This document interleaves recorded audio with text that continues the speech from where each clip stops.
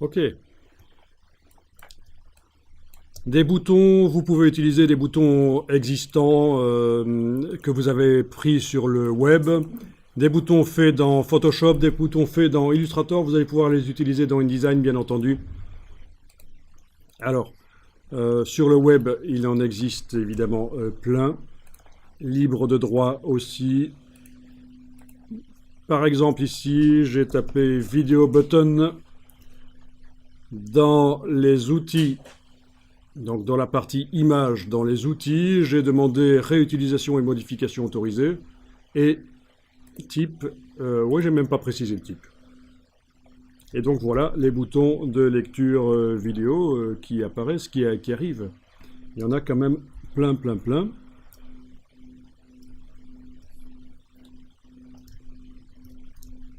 Alors je vais utiliser cette image-là par exemple. Celui-là je le trouve pas mal.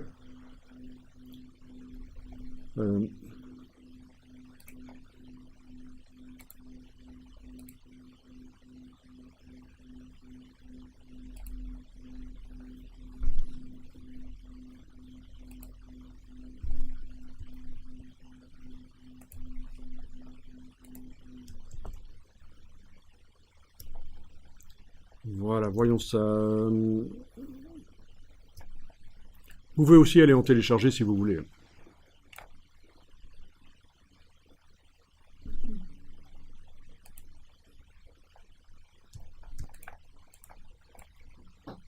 Je vais l'ouvrir dans Photoshop pour regarder un peu à quoi il ressemble, pour voir si j'ai bien téléchargé un bon fichier.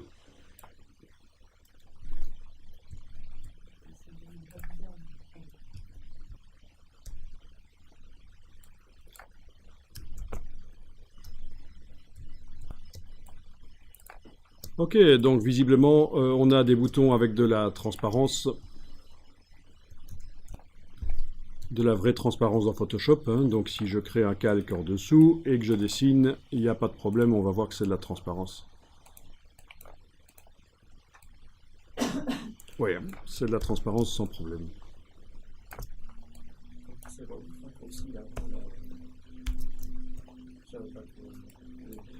Voilà, donc si vous voulez utiliser ces images comme boutons dans InDesign, enfin cette image-là en tout cas comme bouton, il va falloir en tout cas ici en faire deux images au départ de cette image-là.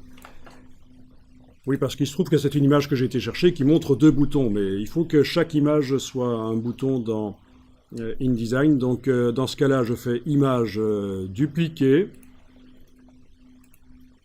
Voilà, j'ai donc deux onglets, on le voit, hein. Un des onglets, je vais le recadrer avec l'outil de recadrage pour qu'il montre que le bouton pause. Validé. L'autre onglet, je le recadre aussi pour qu'il montre que le bouton lecture. Voilà, donc j'ai pause et lecture. Le bouton lecture, je l'enregistre.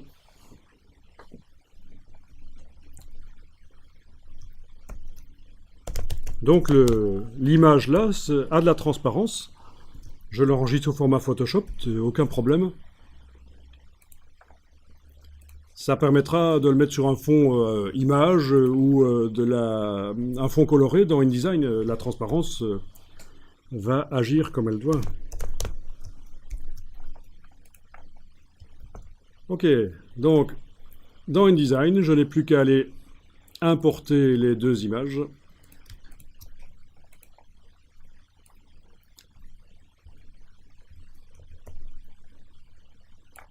Voilà. Et l'image peut servir de base pour la création d'un bouton. Il suffit de la transformer en bouton avec objet interactif, bouton et formulaire, etc. Et faire toute la programmation.